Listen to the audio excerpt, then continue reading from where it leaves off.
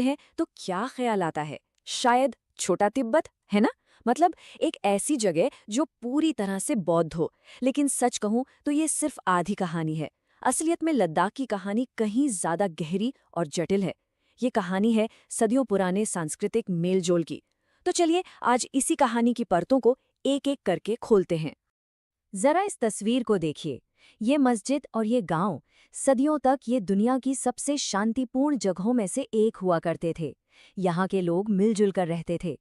लेकिन अब कुछ बदल रहा है। सवाल ये है कि आखिर क्या बदल रहा है? ऐसा क्या हुआ कि ये सद्भाव, ये शांति अब टूटती हुई नजर आ रही है? कहीं ना कहीं वैश्वीकरण की वजह से ये समुदाय अब एक दूसरे से दूर हो रहे हैं और वो अनोखा संतुलन अब खतरे में है। देखिए, जो कुछ रहा आज है। है उसे समझने के लिए हमें थोड़ा पीछे जाना होगा। हमें ये देखना होगा कि पारंपरिक लद्दाखी समाज असल में था कैसा। सोचिए, ये एक बंद सिस्टम की तरह था। मतलब बाहरी दुनिया से लगभग पूरी तरह कटा हुआ। और ये कोई इत्तेफाक नहीं था। इसे बहुत सोच समझकर बड़ी सावधानी से बनाया गया था ताकि यहाँ के लोग इस मुश्किल माहौल में जी सके और एक स्थिरता बनी रहे। जरा सोचिए, ये दुनिया की सबसे मुश्किल जलवायु में से एक है। एक ऊंचा ठंडा रेगिस्तान जहां खेती के लिए जमीन का एक एक इंच कीमती है। तो ऐसे में यहाँ जिंदा रहने के लिए कुछ बहुत ही अनोखे, बहुत ही अलग तरीकों की जरूरत थी। और लद्दाख के लोगों ने ऐसे ही कुछ नायाब तरीके खोज निकाले थे। उन्हीं तरीकों में से एक था भ्रातृ बहुपतित्व। ये एक ऐसी विवाह प्रणाली भ्रातृ बहुपतित्व ये एक ऐसी विवाह प्रणाली है जिसमें एक महिला की शादी भाइयों के पूरे समूह से होती है। हाँ, मुझे पता है, ये सुनने में शायद थोड़ा अजीब लगे, लेकिन इसके पीछे बहुत ही ठोस प्रैक्टिकल वजहें थी। तो ये सिस्टम करता क्या था? पहली बात, इससे आबादी कंट्रोल में रहती थी। दूसरी, और ये बहुत जरूरी थी, इससे परिवार की जो खेती की जमीन थी वो बंटती नहीं थी, पीढ़ी दर पीढ़ी एक साथ रहती थी। और तीसरी बात, इससे ये भी पक्का हो जाता था कि खेत पर काम करने के लिए घर में हमेशा लोग मौजूद रहेंगे। मतलब देखा जाए तो ये उस मुश्किल माहौल में जीने का एक बहुत ही स्मार्ट, बहुत ही समझदारी भरा तरीका था। और सिर्फ यही एक तरीका नहीं था, इसके साथ साथ मठवाद यानी मोनास्टिसिज्म का भी एक बड़ा रोल था। अक्सर ऐसा होता था कि परिवार का एक बेटा मठ में शामिल हो जाता था, लामा बन जाता था। इससे भी आबादी को स्थिर रखने में काफी मदद मिलती थी। और मजे की बात यह है कि ये संतुलन सिर्फ बौद्ध समुदाय तक ही सीमित नहीं था। जैसा कि इस तस्वीर में साफ दिख रहा है, बौद्ध स्तूप और पारंपरिक मुस्लिम घर बिल्कुल एक दूसरे के साथ एक ही लैंडस्केप का हिस्सा थे। ये इस बात का सबूत है कि उनकी एक साझा, एक मिलीजुली सांस्कृतिक पहचान थी। सेरिंग दलजौर ने इस बात को बहुत खूबसूरती से कहा है, सांप्रदायिक सद्भाव और शांति लद्दाख की संस्कृति की नींव है। सोचिए, ये एक ऐसी दुनिया थी जहाँ किसी की धार्मिक पहचान क्या है, इससे ज्यादा जरूरी ये था कि वो एक लद्दाखी है। उनकी साझा पहचान सबसे ऊपर थी। लेकिन फिर 20वीं सदी आई और इसके साथ शुरू हुआ जिसे हम बड़ा बिखराव कह सकते हैं। इतिहास में कुछ ऐसी घटनाएं हुई जिन्होंने लद्दाख के सदियों पुराने अकेलेपन को तोड़ना शुरू कर दिया, और इन घटनाओं ने लद्दाख को हमेशा हमेशा के लिए बदल कर रख दिया। इन घटनाओं को एक एक करके देखते हैं।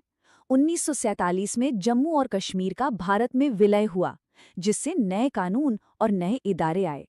फिर 1949 में चीन में कम्युनिस्ट क्रांति हुई, जिसने सदियों से चले आ रहे कारवां व्यापार को खत्म कर दिया। 1962 में भारत चीन युद्ध ने सरहदें बंद कर दी। और फिर 1974 में लद्दाख को अंतर्राष्ट्रीय टूरिज्म के लिए खोल दिया गया, जिसके बाद बाहरी दुनिया का प्रभाव यहाँ बाढ़ की तरह आया। मतलब एक के बाद एक घटना ने लद्दाख के पारंपरिक समाज की नींव को हिलाकर रख दिया।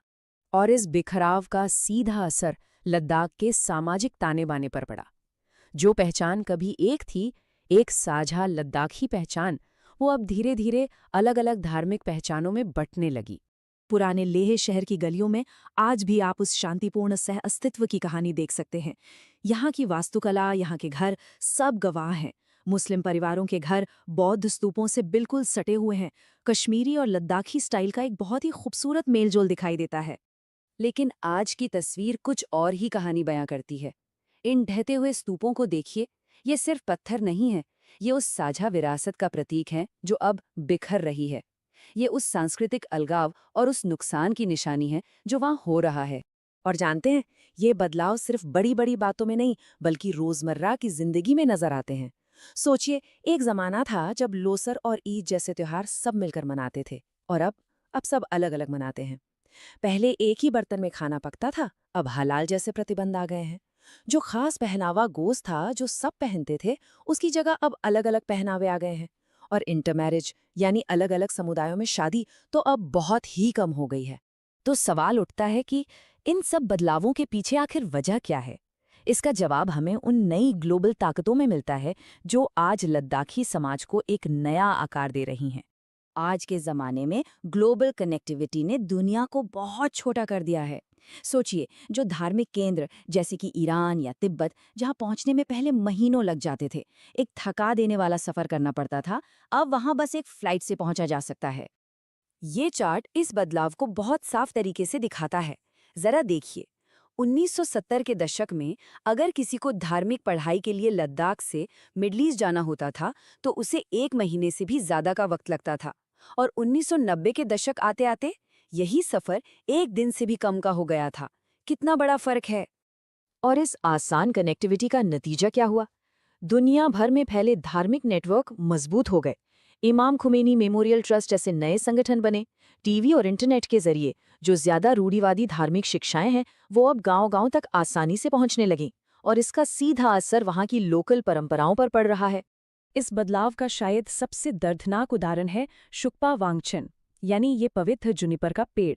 एक समय था जब बौद्ध और मुस्लिम दोनों समुदाय इसे एक शक्तिशाली आत्मा, एक लाह मानकर पूजते थे। लेकिन अब ये सिर्फ एक धुंधली सी याद बनकर रह गया है। बाहर से आए धार्मिक सिद्धांतों के सामने इसकी अपनी स्थानीय मान्यता फीकी पड़ती जा रही है। एक ऐसे चौराहे पर खड़ा है जहां से आगे का रास्ता चुनना बहुत मुश्किल है। उसके सामने एक बहुत बड़ा सवाल है। इस जुड़ी हुई दुनिया में अपने लोकल पहचान को, अपनी जड़ों को कैसे बचाकर रखा जाए? यहाँ के एक स्थानीय विद्वान हैं अब्दुल गनी शेख। उनकी एक बात इस पूरी दुविधा को बहुत अच्छे से समझाती है। वो कहते हैं, एक तरफ तो लोग अपने धर्मों के बारे में पहले से ज्यादा जानने लगे हैं, लेकिन दूसरी तरफ रोजमर्रा की जिंदगी में उनका बर्ताव एक दूसरे के प्रति बदतर होता जा रहा है। कितनी गहरी और सच्ची बात है ये, है ना? ये कहानी तो आखिर में लद्दाख की नहीं है, ये हम सब की कहानी है। ये एक छोटी सी मिसाल है उस वैश्विक चुनौती की जिसका सामना आज दुनिया का हर समाज कर रहा है। अपनी स्थानीय पहचान और बाहरी दुनिया के प्रभाव के बीच संतुलन कैसे बनाया जाए। और इसी के साथ हम एक बहुत ही जरूरी सवाल पर आकर रुकते हैं। एक ऐसी दुनिया में जो पूरी तरह से कनेक्टेड है, क्या ये मुमकिन है कि हम वैश्विक ज्ञान तो हासिल कर लें लेकिन अपनी स्थानीय समझ और अपनी जड़ों को न खोएं? ये एक ऐसा सवाल है जिसका जवाब सिर्फ लद्दाख को ही नहीं बल्कि हम सबको मिलकर खोजना होगा।